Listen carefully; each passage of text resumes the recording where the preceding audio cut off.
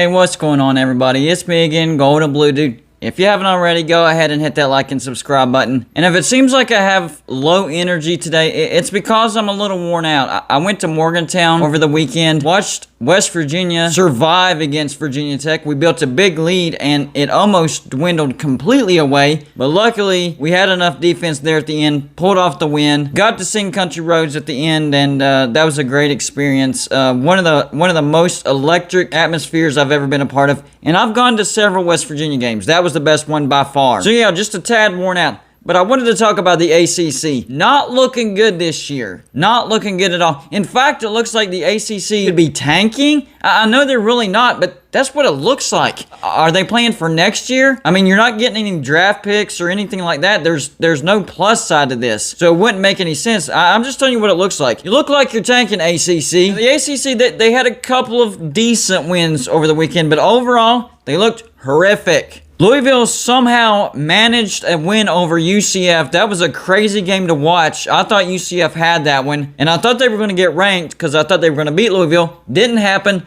Louisville survives. That's a decent win. Duke had a decent win. What? Yeah, the Blue Devils. They beat Northwestern. I guess that's a decent win. For Duke, it's a decent win. Duke beats Northwestern 30-23. Not bad, Duke. NC State beats Furman. That's not really worth talking about. Boston College beats Temple 28-3. I guess that's okay. Syracuse, a win over Albany 62-24. After that, it's all downhill. All downhill. Even in-conference games looked like something out of the Twilight Zone. Wake Forest beat Florida State.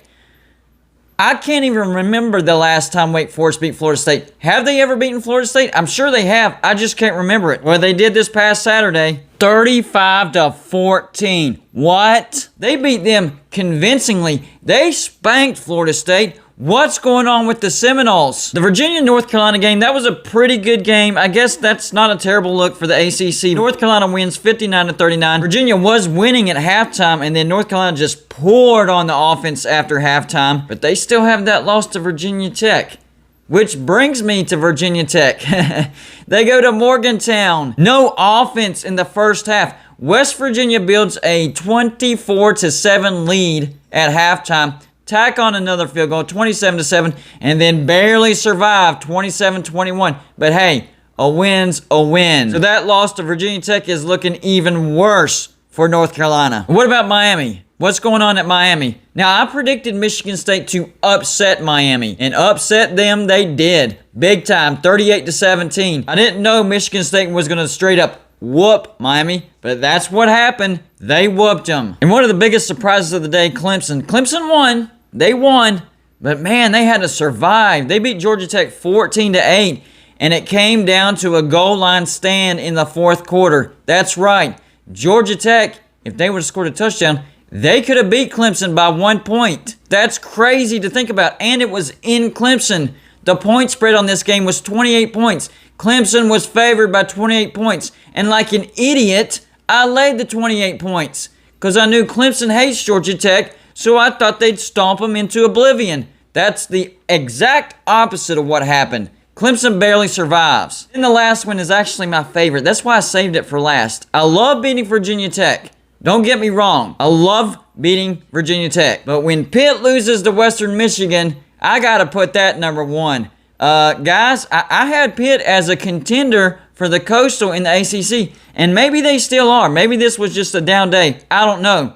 But what did I say in my prediction for Pitt? If you beat the teams that you're supposed to beat, and Western Michigan was the team you're supposed to beat, and then maybe get an upset over a Miami, North Carolina, or Clemson at home, which that's still doable, you could have a 10-win season. The problem is, you do stuff like this. You lose to a team that you're not supposed to lose to at home. I don't understand you, Pitt, but it makes me smile. It makes me smile. I knew you wouldn't let me down. I knew one of these days you would make me smile in the 2021 college football season, and it just happened to be this week. Even if you won out, even if you won the rest of your games, I will remember this specific game because it made me smile. So where does the ACC go from here? I don't know. I don't know. You guys have to do better. You look really, really bad. If you want those SEC chants to go away, you're going to have to improve dramatically because Not only are they not going away right now, they're getting louder. Made yourself look bad this weekend. So all you people that keep saying that the ACC doesn't need West Virginia, keep telling yourself that. Keep telling yourself that. Maybe that'll make it true if you just keep saying it over and over. The ACC doesn't need West Virginia.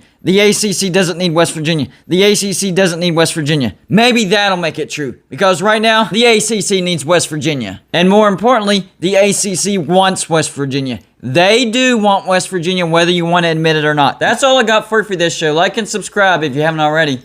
And I'll see you on my next show.